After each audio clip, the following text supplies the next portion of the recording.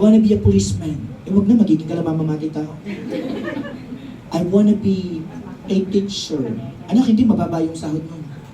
I wanna be a doctor. Anak, wala tayong pang-paaral. Huwag ka na magtanong.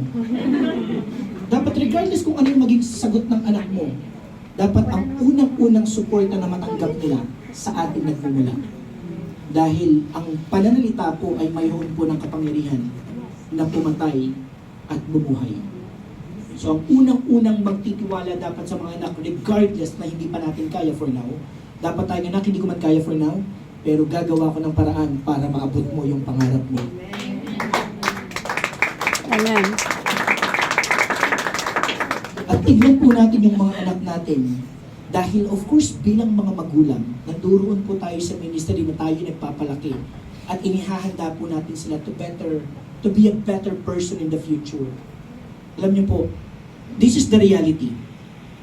Let me finish. Give me a couple of minutes. Importante po siya. Nakakalungkot po kasi minsan, tayo pong mga magulang nagtatrabaho, pinapadala po natin yung mga anak natin sa eskwelahan. At minsan nakakalimutan natin yung responsibilidad natin mga magulang na ipinagkatiwala na lamang po natin sa paaralan ng mga bata natin, yung mga bata. Nakala natin yung natahanan, which is natututo sila, nandoon po sa academics, yun naman talaga yung responsibilidad. Pero ang pagpapalaki po ng mga bata ay hindi po nakadepende po sa paaralan. Now, bago po ako pumunta ng Hong Kong, nagkaroon po ng isang malaking, sa isang high school po sa Pampanga, sa next kay Pastor Melchor, yung Don Jesus, nagkaroon po ng isang retreat para sa mga teachers po. And all of a sudden, dahil po doon sa retreat, ay meron po ng tanong. Yung tanong po na kung saan, ano yung pangarap mo para sa mga estudyante mo? Alam niyo po, nagulat po kami sa tanong kasi kami nagkakandak ng retreat. Mayroon po ng mga teachers ang sagot nila, wala naman na mapapalato kasi kabata-bata pero ganito, mukha ka lang parang magiging pokpok lang to paglaki nito. Ito naman mukha ka to magiging drogista. Ito naman magiging ganito lang to. Ito basta gulero to yung estudyante na to, wala tong pangarap. Alam niyo po, nagulat kami kasi mismong mga guro na nagtuturo sa paaralan, sila po mismo ang tingin nila sa mga estudyante, wala nang pag-asa yung mga estudyante. Hindi ba dapat kapag isa kang teacher, kapag ikaw po ay isang tinatawag po na pangalawang magulang, dahil mas marami po yung oras ng mga bata sa paaralan compare po sa tahanan, hindi ba dapat ikaw nagbibigay po ng pangarap? Sa mga kapatid, tandaan po natin to. Ang panalita ay may kapangyarihan na pumatay at bumuhay. So dapat tayo pong mga magulang, tayo dapat yung unang-unang nakakakita ng pag-asa sa kanila. Yung mga pagising pa lang ng umaga, hindi yung pag umuwi ka ng Pilipinas, sinabi mo, anak, gumising ka naman, anong oras na, 7 na, batugang ka, ngayon, tamad-tamad mo pa rin. Hindi mo pwede yung kapag nakita mo yung bata, pagbangon niya at sasabihin mong, good morning, the future president of the Philippines.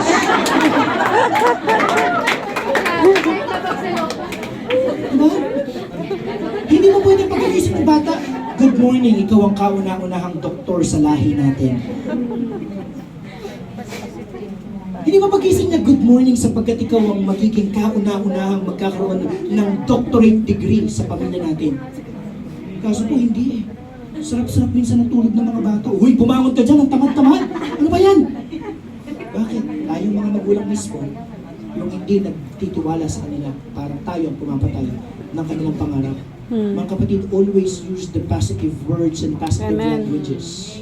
And in a way, ang ministry po natin to raise these disciples, these kids, na may disciple po sila, na sila yung ibang level na aabot. Kung hindi man natin nakuha yung pangarap natin, probably, nangarap ka na maging kang guro, nangarap ka na maging kang doktor, nangarap ka na maging kang accountant, pero dahil hindi ka nakatapos, naging mag-wedding ka na nga.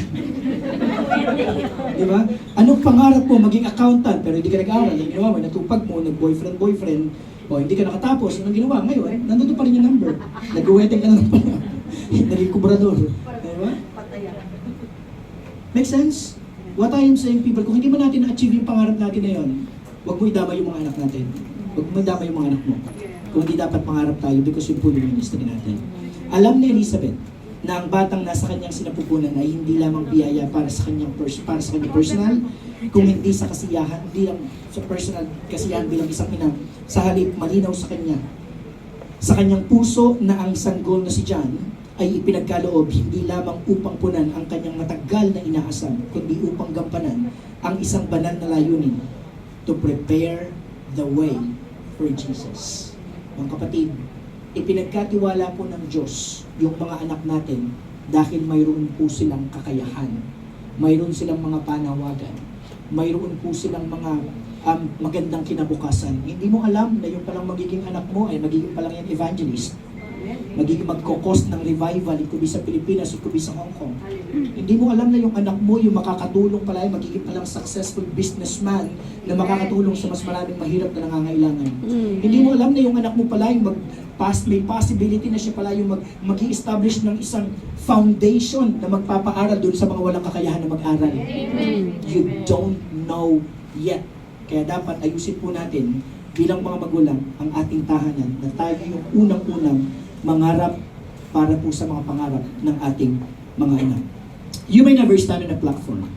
You may never feel unseen or forgotten. You may think your goal is small. Remember, Elizabeth's wife is a testament that motherhood is a sacred ministry, not always loud or seen. Sometimes it looks like creating a warm home, offering quiet encouragement, and helping shape children for the purpose of God has for them. We can only do sometimes so little. No matter how responsible you are as a parent, as a mother, our children have a different personality and choices. Si Gideon po, naging successful po siya in fulfilling God's call, even po si Samuel. Pero you know what? Walang sumunod sa yapak nila. So bilang mga magulang, let's prepare our kids, our home, our family to be a better one before the eyes of the Lord. Because the real success of a mother is being able to raise successful children. Ang success po na yun ay hindi po siya intellect. Kung hindi ma-raise mo na yung anak mo marunong rumespeto, marunong gumalang, marunong makipagkapwa-tao, marunong magmahal, marunong magbigay ng pagkakataon. Kapag ka nanduron po at na-raise mo yung anak mo na gano'n, masasabi mong, anak, hindi man gano'n tayo kayaman, pero yung makita ko marunong kang rumispeto sa ibang tao at makipagkapwa-tao, yun lang sapat ng success yun. To follow na po, of course,